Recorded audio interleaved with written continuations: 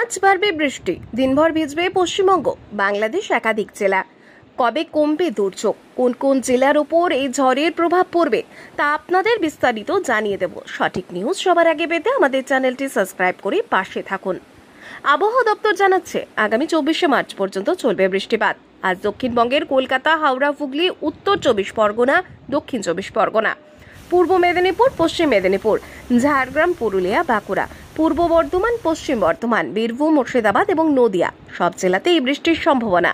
বৃষ্টির পাশাপাশি আজ জেলায় জেলায় দমকা ঝড়ো হাওয়া বইতে পারে।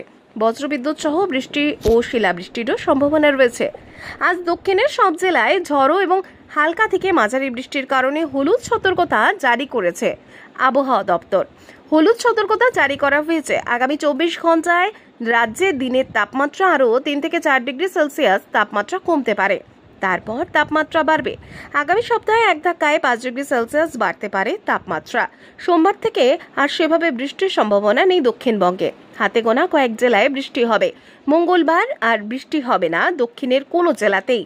উত্তরবঙ্গেও আজও বৃষ্টির সম্ভাবনা।